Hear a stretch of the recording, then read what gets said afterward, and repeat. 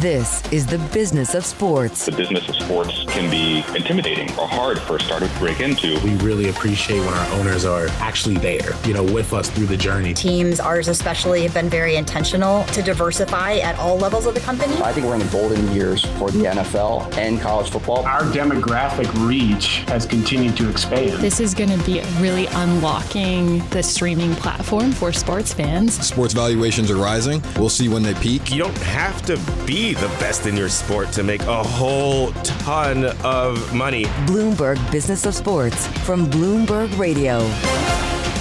This is the Bloomberg Business of Sports, where we explore the big money issues in the world of sports. I'm Michael Barr, along with my colleagues Damian, Sassower, and Vanessa, Perdomo. Coming up on the show, we talk a little baseball. Now that the season's well underway, we take a look at the growing divide between MLB's haves and have-nots with Bloomberg News global business reporter Ira Boudway. Plus, we talk with the founder and CEO of VOW, an innovative event management company. We'll learn about what they're doing to enhance the fan experience. VOW hosts up to 10,000 guests and seats. So we have a proprietary seating software that integrates with all the tools in our platform. We have a proprietary ticketing software. So everything is all in one. But what's very cool is not only do we host up to 10,000 guests and seats, you can have up to 400 people working in the platform in real time. All that is straight ahead on the Bloomberg Business of Sports. But first, we've got winners in the NCAA basketball tournaments. It's an even dozen for Gino Auriemma and Connecticut. Florida is back on top of the college basketball world. Championship madness. Paige Beckers and the Yukon Huskies won on the women's side, while the Florida Gators won in a thriller for the men.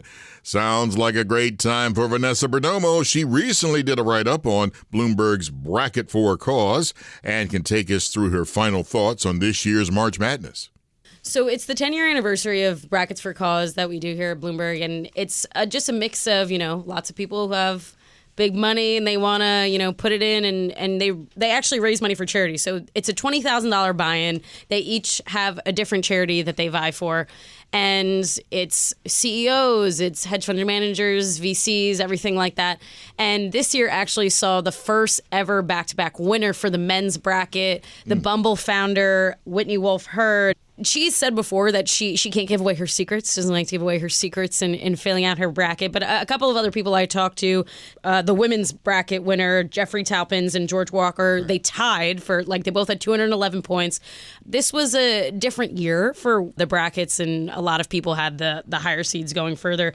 But they both likened, filling out their brackets to business and risk-taking and calculated risks. By the way, that's the back-to-back is the first time that has ever happened doing this, like you're saying. But it's hard. It's hard to pick a winner out of this. I mean, because like you said, it's like if you go off the board and you try to okay, maybe I can zoom in and this and that, whatever, and win it that way. But no, this was one of those where, you had the number ones pretty much going.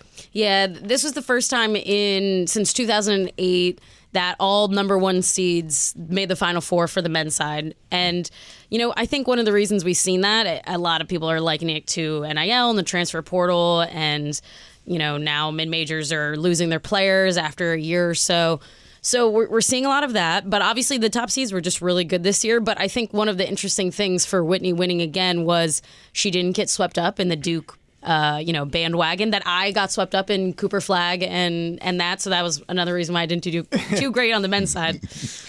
And we should add, too, that Whitney Wolfe Herd, she was playing for Baby to Baby, correct? Yes, she was playing for Baby to Baby. Jeffrey Taupins is playing for American Prairie, which is doing a really interesting thing with, they're trying to make the largest reserve in the U.S. George Walker is playing for the MSK Cancer Center, which is a research institute here in New York City.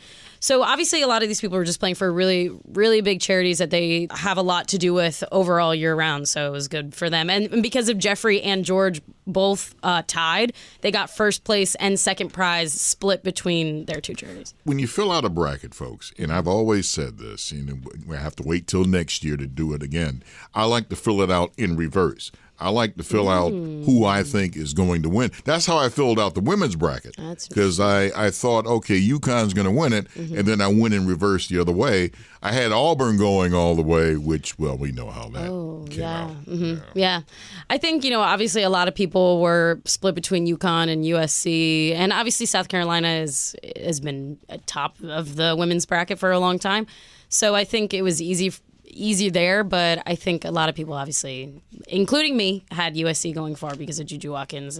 But we're happy for Paige Becker. She's going to get drafted into the WNBA. Let's give a little forward look to this for our audience. Yeah, I mean, I think DraftKings and FanDuel are picking who? Duke and Houston to lead to win it next year, right? So again, they're looking for some repeat performances here. Houston could, do it. I think. I mean, they look after good. That wave losing, I think you come back very, very hungry because that was a rough way to lose. Yeah. Oh yeah, Duke. I'm sorry. I'm watching that game and I'm like, no, the refs had nothing to do with this. Unfortunately, things happen. But they're young men. And, they're going to bounce back next year, and I'll always support that. It's all about character building. Come back hungrier than you were before. We forgot to add that everybody who plays in this puts up $20,000. They put in $20,000 for the overall prize pool, and because this has been going on for 10 years, over $6 million has been raised by Brackets for a Cause. Wow.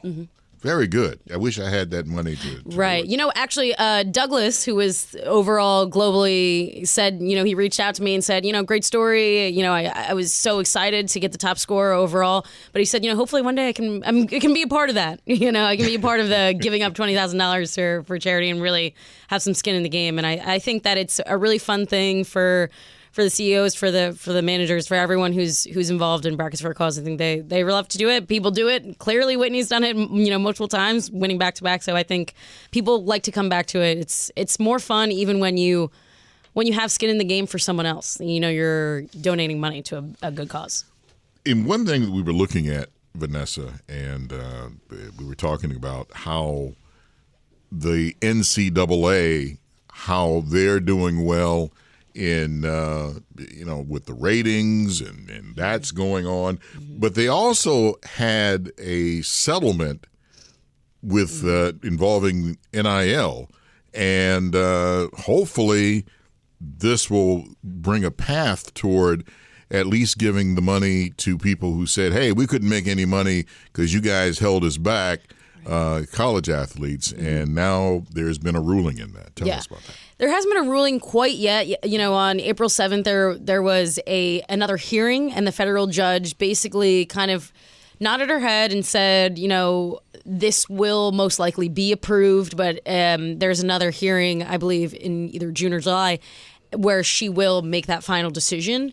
But there was a couple of things that she needed, them to address, and one of those being there's this revenue sharing model that is really what's going to change everything, that people, like players, will actually finally get paid. And that's what you're talking about there, Michael. Schools will be able to opt in for this and share about $20.5 million with their student athletes in revenue sharing models that they've never been able to do before.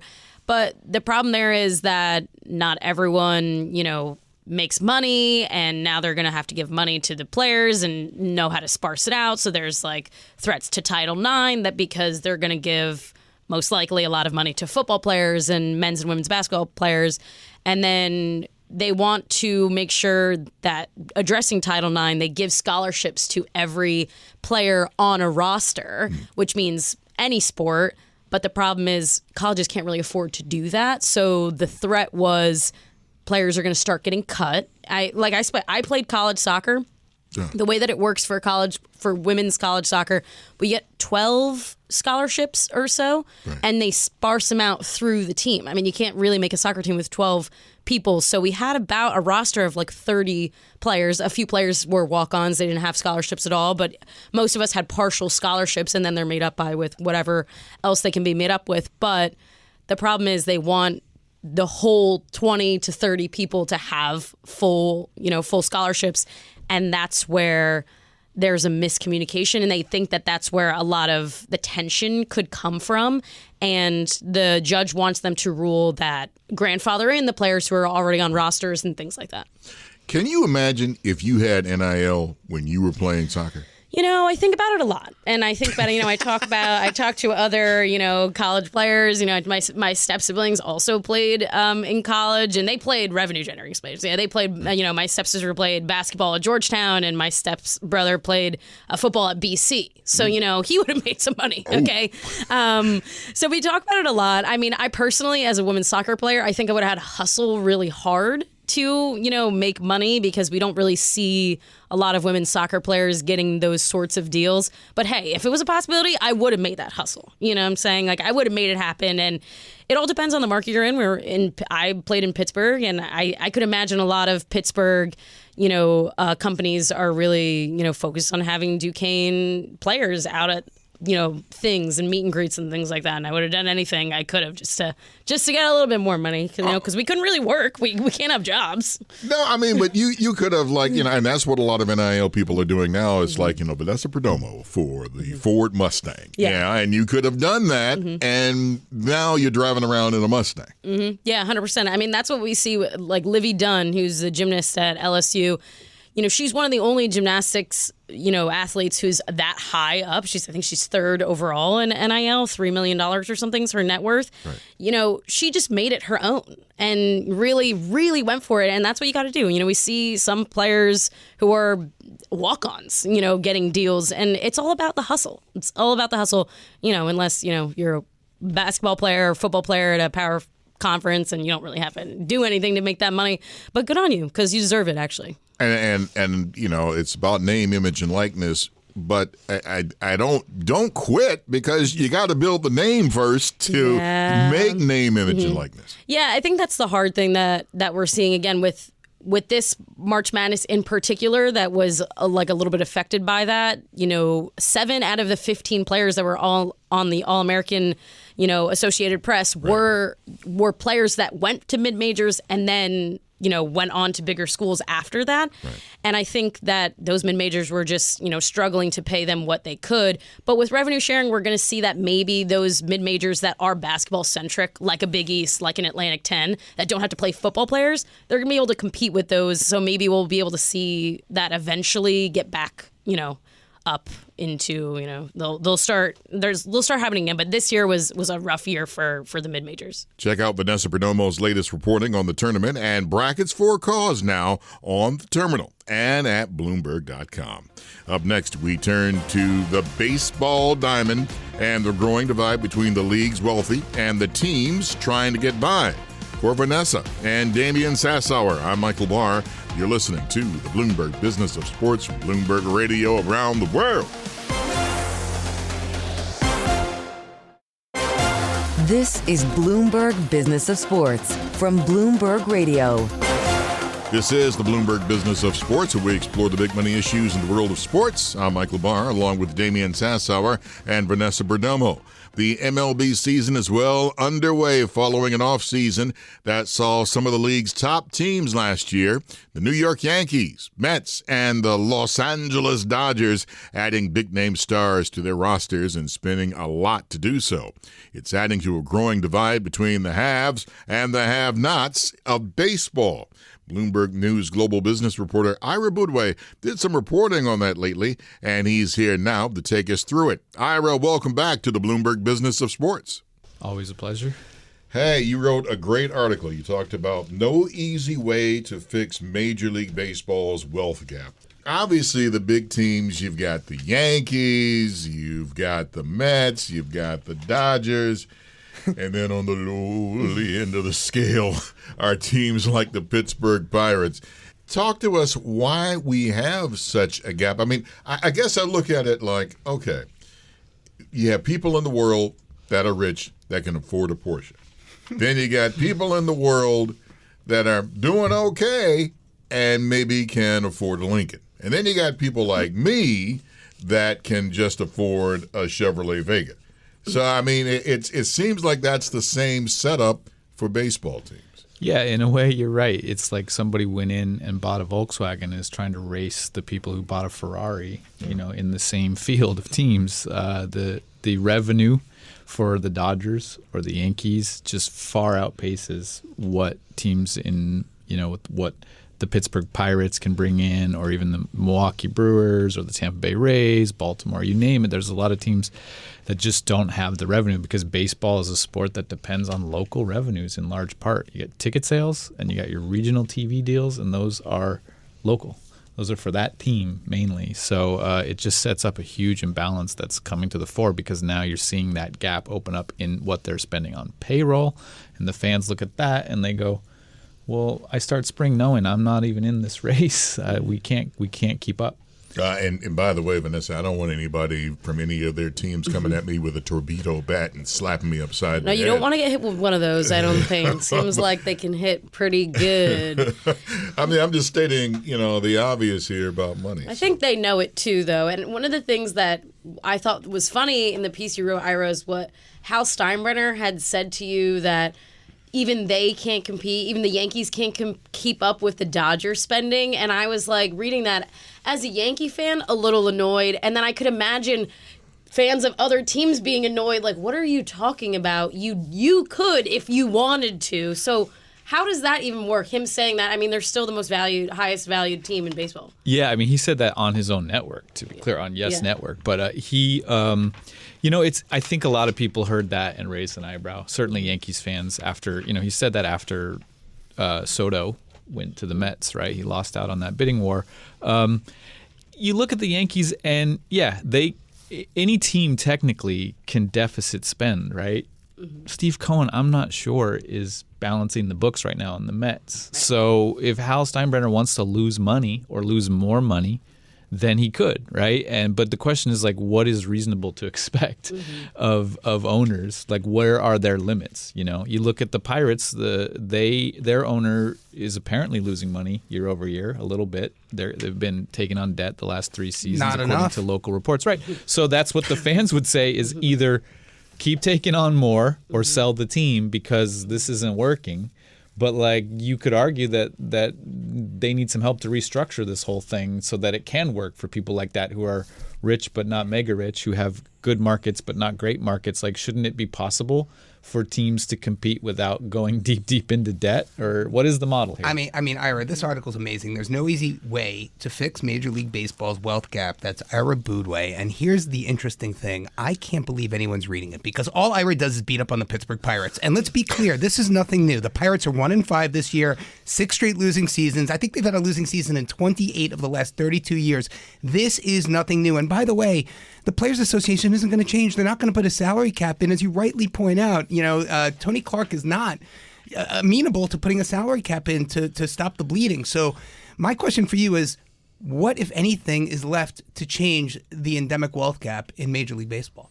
I mean, there's a few things you can imagine, right? They've been adding to the luxury tax. The Cohen tax. The Cohen tax keeps getting steeper. And that basically is a way to say, all right, we don't have a salary cap, but if you spend over a certain threshold, you're going to be taxed. I mean, at this point, the Dodgers, the Mets, when they sign a guy for $13 million, they're basically paying double that. Their marginal tax rate is 110%, right? So if they get it's a $26 million, but they don't seem to care for them to get a $13 million player at this point.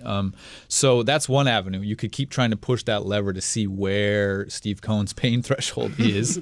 That creates a war between the big markets and the small markets, right? The owners who are receiving that revenue sharing money, that luxury tax money, are basically have a different set of interests than the owners who are paying it out. And I think that's why they're looking at the salary cap as a more, from the owner's perspective, a better option, because then you take the problem and you put it in the players rather than on your fellow owners. And I think that's why we're headed for a lockout, at the end of next year, because I think they're going to try to get a salary cap in baseball, and that's going to be a real fight. Well, and Damian said it. I mean, the average. We just have an article that's out there on the terminal. The average MLB salary tops $5 million for the first time ever, and according to AP. And it's like Damian's saying, you put a salary cap in, well, the toothpaste out of the tube. I mean, who's going to say, all right, I'll take a pay cut? Yeah, I mean, the way salary caps tend to work in other sports is they benefit the middle class, so to speak, of that league, the players who are not the superstars. And if you look at baseball, it's interesting. You got these massive eye-popping contracts, Juan Soto, $765 million. But the amount of money of revenue going to players in total is less in baseball than it is in the NFL, in the NBA, where they have salary caps and they have negotiated an amount, basically half, that goes to the players. In Major League Baseball, it's 46%, and it's going down. And so there are a lot of rank and file players who actually might stand to benefit from a salary cap. And so that's another sort of tension in this that's going to have to get resolved. The Juan Sotos of the world don't actually necessarily share an interest in how this works with your journeyman player who's, trying to, gone into free agency but is not going to set a record on their deal. But is it not, wouldn't it just change a little bit? Maybe they're, shorter deals or something because we do see $50 million, quarterback deals in the NFL. It's not like they don't get paid a lot. Right. No, I mean, the NBA and NFL, the stars do great, but relatively the guys who are like a tier or two down, you see eye-popping deals for those guys in the NFL and in the NBA because of the way the cap is structured. Basically, it sort of creates a slightly fatter middle, right? Which I think is what, if you see a salary cap come to baseball, it's going to be at the cost of ownership saying, we promise you're going to get 51% of revenue or something like that, right? They're not going to be able to get it without shelling out and more is that money than they're getting now. Is that a compromise they'd be willing to give? I mean, that's what we're gonna see. I mean, honestly, from people I talk to, no one knows, right? Baseball's gonna push for a salary cap. The union's gonna say no. There's gonna be a lockout. Everyone seems to agree on those parts of this. But then what happens next, right? How long does it last? Who blinks? If they do get a salary cap, what does that look like? I don't think anybody knows. Well, here's the thing.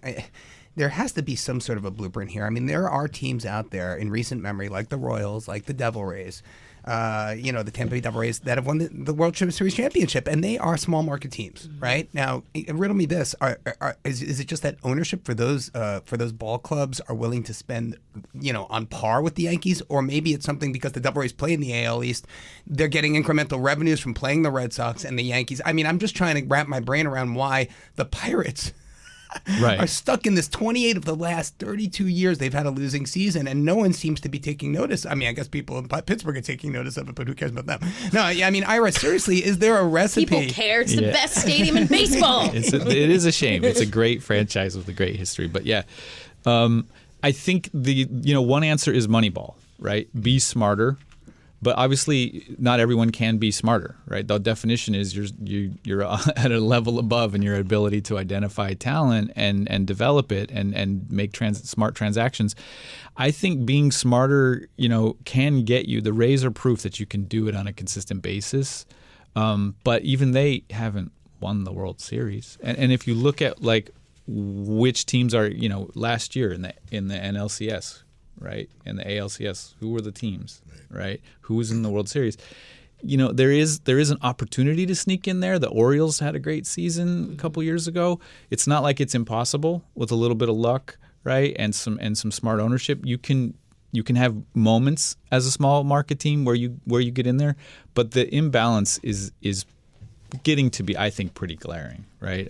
Just in terms of who has the opportunities to win it all compared to, You don't have a Kansas City Chiefs, right? There is no equivalent to that. Well, Ira, can I suggest for your next article you talk about bigger market teams who can't seem to win it all, like the Detroit Tigers? I was going to say that the thing is, it's really only worked for the Dodgers. They're really the only team who's spending this kind of money, and it's really worked. I mean, it hasn't worked for the Yankees in we know. Well, so the Dodgers are basically have the most money and have smart management, right? And so if you're playing Moneyball with a huge bag of money, then you're going to be really, really good. And I think everyone's starting to wake up to the fact that we might be reaching a point where it's like you might as well, baseball's got a lot of randomness. Injuries are there. Nothing is guaranteed.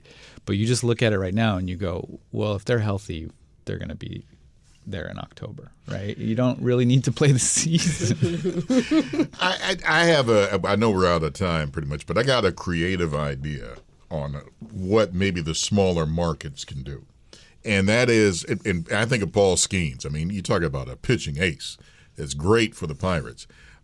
Maybe, in fact, his rookie card went for more than his salary did when he hopped in the league. That's incredible. That's crazy. But what if the team said, okay, listen, we can only pay you so much, but we're going to call a place like maybe Ford and say, listen, can you give him a deal or something, man, for endorsement and this hook is not it up? Allowed, but I like the way you're thinking.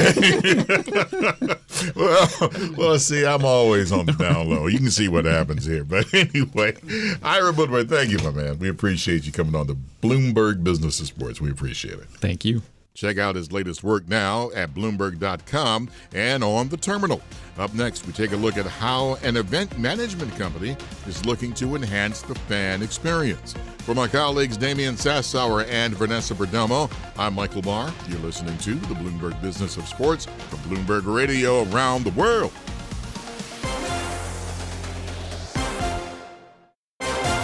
This is Bloomberg Business of Sports from Bloomberg Radio. Thanks for joining us on the Bloomberg Business of Sports, where we explore the big money issues in the world of sports. I'm Michael Barr, along with my colleagues Damian Sassower and Vanessa Perdomo. Joining us now is Jennifer Brisman. She's founder and CEO of VOW, an innovative all-in-one event management platform looking to power what's called the experience economy in sports and entertainment. Well, first, you got to tell us, what is VOW? Because this looks like a very interesting company. Amazing. Thank you for asking. Well, I am a 20-year event producer, and I very much built a B2B to VIP product to manage premium and premier experiences across sports, entertainment, the business of sports, corporate philanthropy, and more.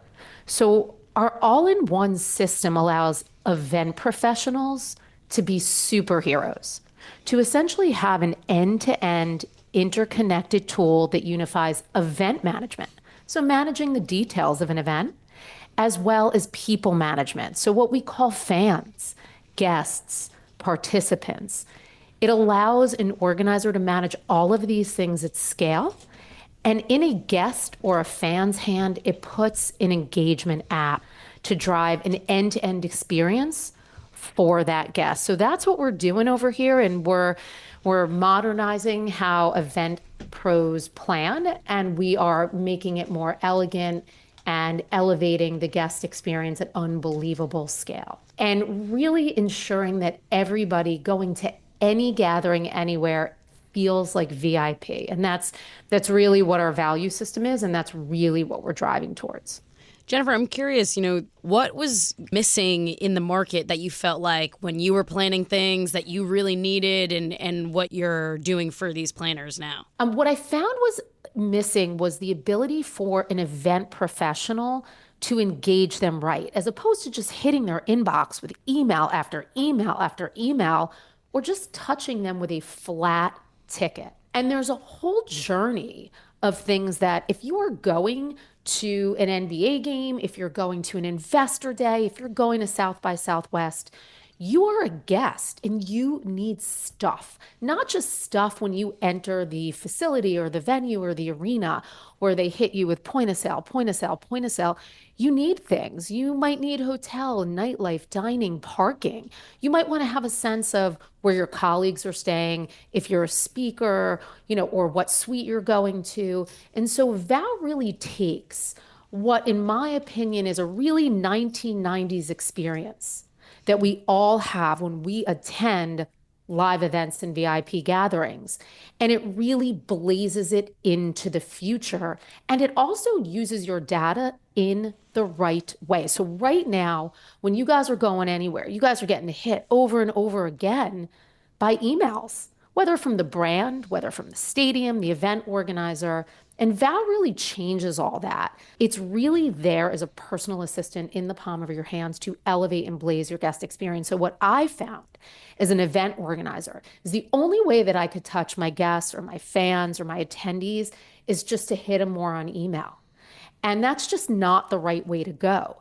And so we really built something that we want the end user to love so that event professionals can do more, can take time back, and execute more high-level experiences. Okay, so Old man Barr wants to go to his favorite sporting event, a NASCAR race. And I'm trying to okay, I need your help. How can you help organize? If you can take me through the steps, I want to organize it with my friends, and we're going to go see the Pocono 400. Yeah, it's a great question. So there's two sides to that. So we are for professionally organized experiences, meaning it's B2B to C. So it typically starts with a brand coming in. So maybe you're working for, Morgan Stanley, and to your point, they've bought, a block, or they're organizing something for Formula One. And you've got a couple of friends going with you because you've been given a couple of tickets, and a bunch of other colleagues have been given us a couple of tickets, and a bunch more, and so on and so forth.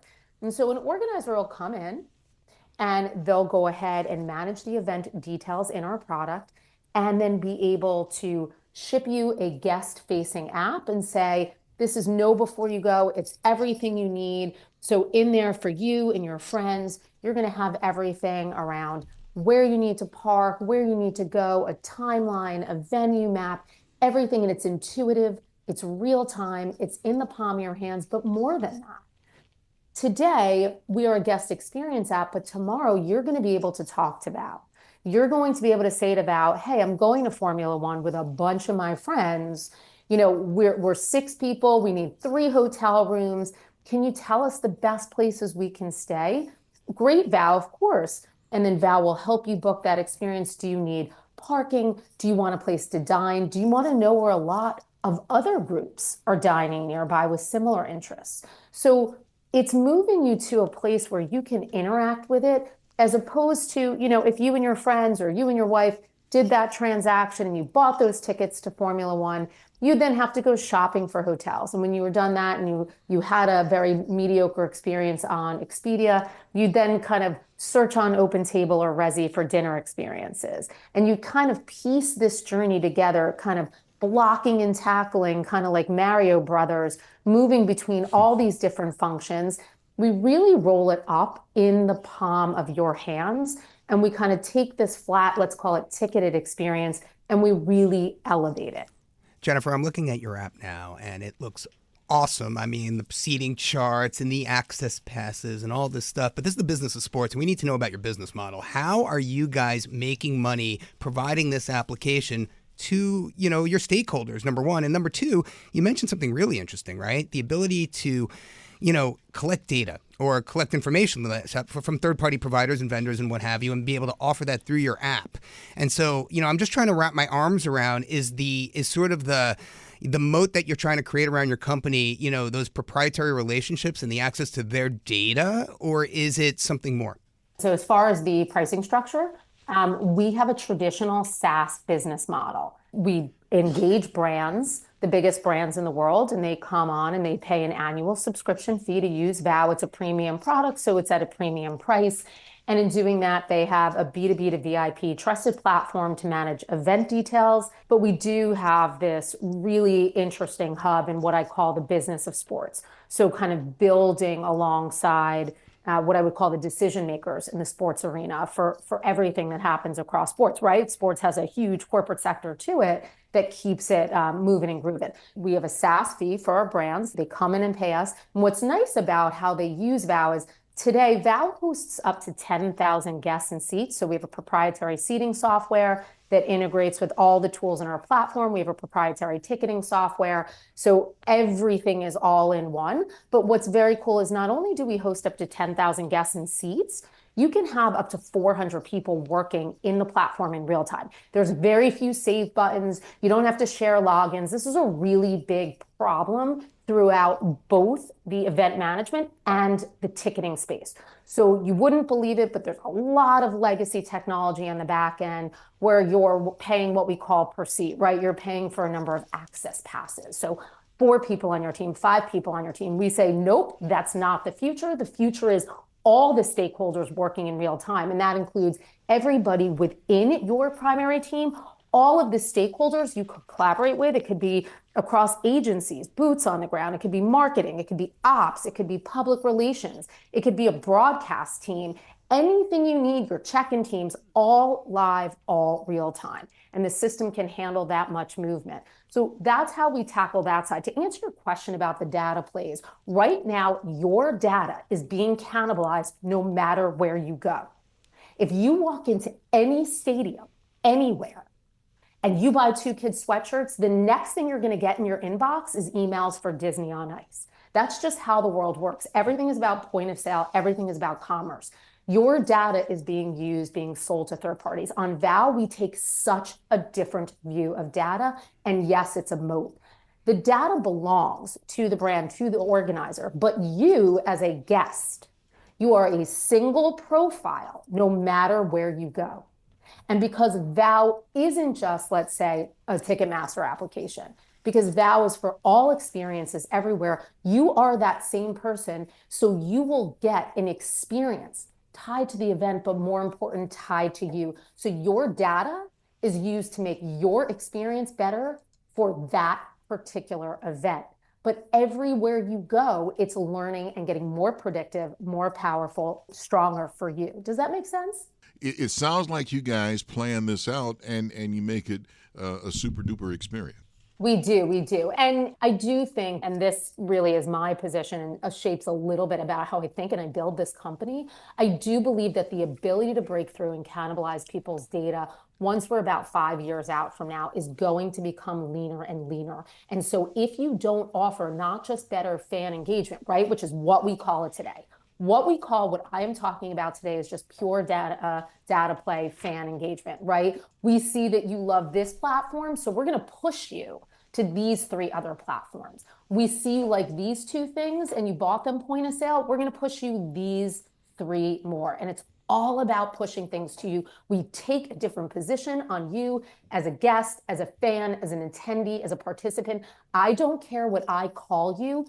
You are gold. Your eyeballs, your attention, and yes, your data. But instead of selling that data, we use it to make you a better experience. So for us, this is a really important value prop. We believe that's where the industries are moving. Doesn't matter if you are on sports, corporate, Premier League, rising league, emerging leagues, women's sports. And we believe that there's also a much bigger value prop in this for women's sports, where women transact and do things differently than men do. And they like an all-in-one experience. So we do think it sort of tracks where a lot of these VIP experiences overseas, UK, UAE, but certainly where women and women's sports and women's engagement comes into play. Well, we're the one who plan everything. So yes, we are. So hopefully I've done a decent enough job of explaining it. Look, we are early, but super powerful brands that we're very proud of and excited to make our mark and really delineate how we make the space better.